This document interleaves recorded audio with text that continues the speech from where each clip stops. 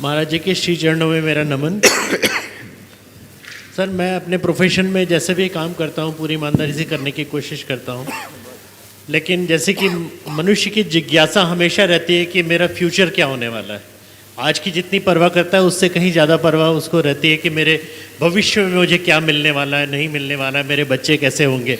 इस दिशा में आपसे मैं एक सवाल करना चाहूँगा।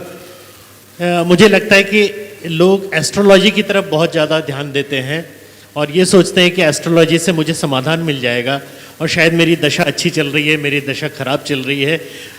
जैन धर्म या आप पर्सनली इस बारे में क्या सोचते हैं? क्या इसको कहा जा सकता है कि ये देवताओं की वाणी है और देवताओं ने हमारे लिए एक मार्ग प्रशस्त किया हुआ है? इस बारे में आप क्या सोचते हैं? आपके सवाल का दो अंश है। सबसे पहली बात आपने की कि भविष्य की चिंता रहती। मैं तो आपकी भाषा में आपसे यही कहूँगा, जिसका निवेश अच्छा है उसका भविष्य हमेशा अच्छा होता है। समझ गए? हम अच्छा निवेश करें। आप पूंजी के निवेश की बातें सिखाते हो, हम पुण्य के निवेश की बात करते हैं। अगर हमने अच्छे से पुण्य का निवेश किया है तो हमारा फ्यूचर बहुत ब्राइट है, उसमें कोई संशय करने की बात नहीं। हमें उसका प्रयास करना चाहिए। दूसरी बात जो आपने की एस्ट्रोलॉजी के संदर्भ में, मैं एक ही वाक्य में आपकी बात का उत्तर देना चाहूँगा। कुछ लोग बार बार किसी पॉमिस्ट के आगे अपने हाथ दिखाते हैं। मैं इतना ही कहता हूँ, भाग्य उनका भी होता है जिनके हाथ नहीं होते।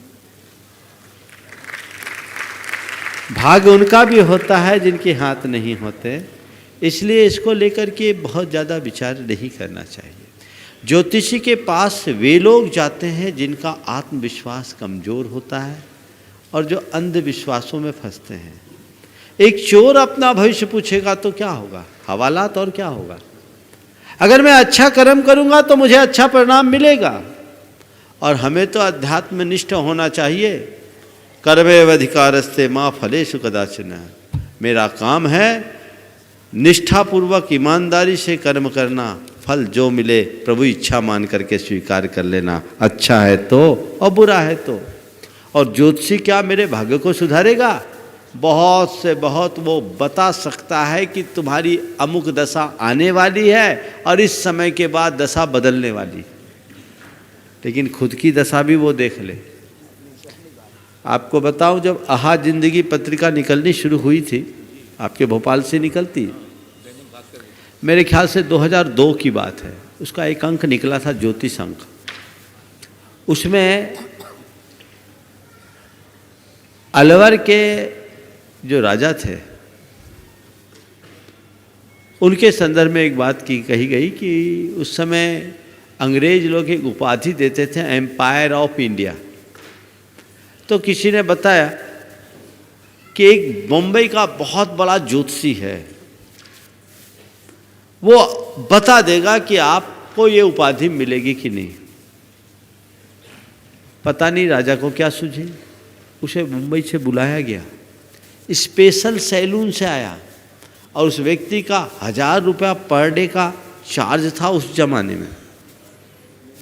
वो भी सुना, राजकीय अतिथि बनकर आया हूँ मैं, स्पेशल सैलून से आया है। स्टेशन पर एक भी आदमी लेने के लिए नहीं गया। जब वो आया राज दरबार में, अकेला आया, अपना परिचय दिया कि मैं मुंबई से आया हूँ, ये मेरा नाम है, मैं ज्योतिषी हूँ। बोले ठीक है ज्योतिषी, यहाँ क्यों आए?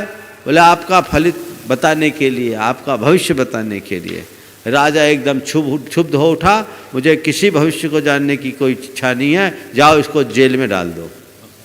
उस आदमी को जेल में डाल दिया गया। 1 महीने तक राजा ने उसकी कोई खोज खबर नहीं ली। महीने भर जेल में रहा और बाद में एक दिन राजा जब टहलते हुए उधर गया तो वो मिल गया। पूछा आप यहाँ किस अपराध में आए? बोले मुझे पता नहीं। बोले आए क्यों थे? बोले आपका भविष्य बताने के लिए आया था, पर मुझे जेल में भेज दिया गया। राजा ने कहा भैया मेरा भविष्य बताने तुम आए, खुद का भविष्य क्यों नहीं देख के आए कि मुझे जेल हो जाएगी। मैं समझता हूँ ये घटना ज्योतिष के संदर्भ में समझने के लिए बहुत अच्छी।